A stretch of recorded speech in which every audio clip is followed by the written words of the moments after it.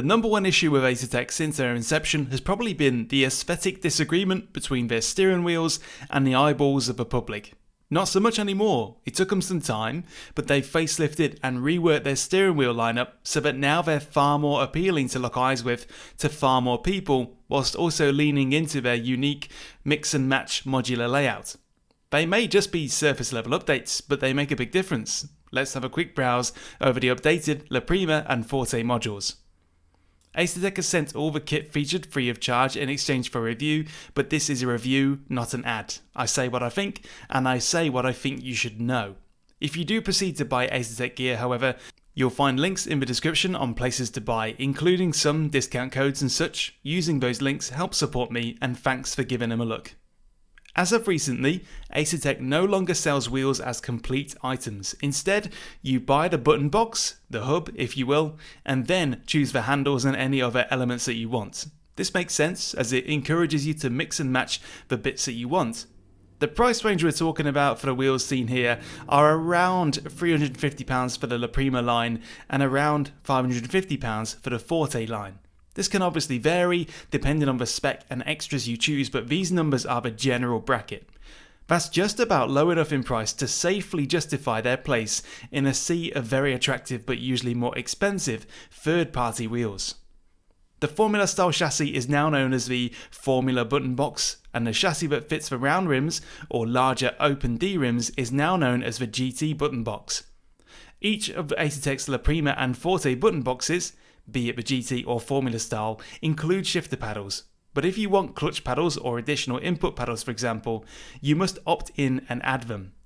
It will also soon be the case, if it isn't already by the time you watch this, that both the La Prima and Forte range will accept clutch paddles. Previously, the La Prima wasn't able to use them, just the Forte and Invicta, but that's now changing with a firmware update to unlock them for the lower tier. I won't spend ages talking about how Asetek wheels used to look because it's now a problem of the past. All you need to know is that they were intrusively orange and somewhat plasticky. The La Prima and Forte lines were the bottom and middle level products, but not a great deal separated them. They were still good, but not winning any beauty contests. The La Prima wheels have undergone modest changes just to get rid of the orange buttons mainly, but they are so much nicer as a result.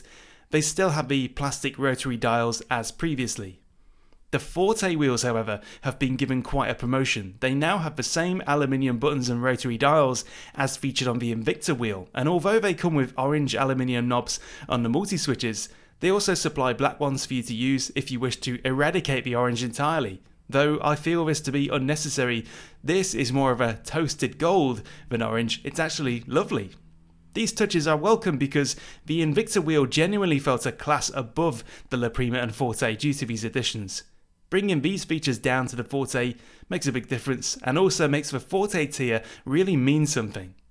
On the other hand, if I'd bought an Invicta wheel when they came out, I think I'd be a little bit annoyed to see that one of the prominent premium aspects of the Invicta is no longer unique to it. The Forte Formula wheel as seen here looks genuinely dashing, an absolute mile away from the original. What a difference.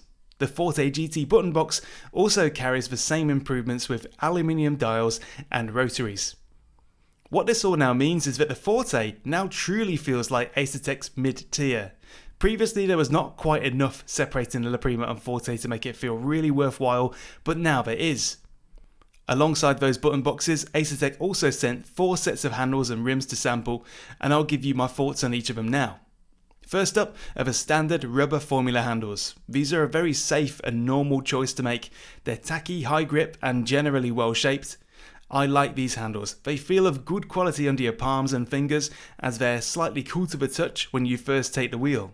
They feel substantial and high grade. They can get a little bit slippy if you're sweating under pressure though, but that's rare and I find they stick like glue 99% of the time.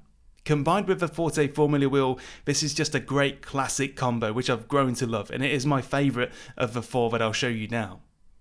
Second, we have the LMP handles. I don't like these. These are made of a totally different material to the standard handles I just showed you.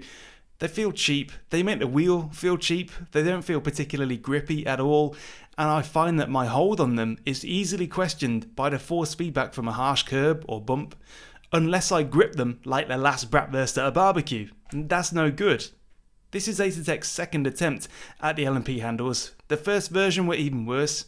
If there is to be a third iteration of these, they need to be made of something else. Maybe the same material as the standard handles, something a bit more classic rubber. For me not to hold them and immediately go, ugh. I'm sorry, but they're just not in any way confidence inspiring to me. If you have them and love them, then I don't doubt you. Good for you. But for me personally, I think they're best avoided for now. Moving on to the GT style rims that I've got, let's start with a round Comfort Plus rim. It's shodden in a plush, soft material, but it's not quite Comfort Plus, maybe just Comfort Standard, because there is stitching in the thumb rests right where you place your thumbs. I don't notice the threads much when I'm driving, and I do drive barehanded with this, but I do think I'd prefer a smooth thumb rest like I got with Simagic's P330R rim. Lastly, there's the leather Open D rim, which is nicely wrapped in leather with red stitching.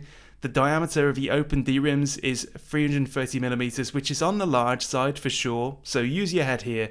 If you're the sort of person that drives nippy little cars of a Formula variety, then these are not your thing. These are much better suited to hardtop cars with more weight, more emphasis on careful precision than snappy accuracy.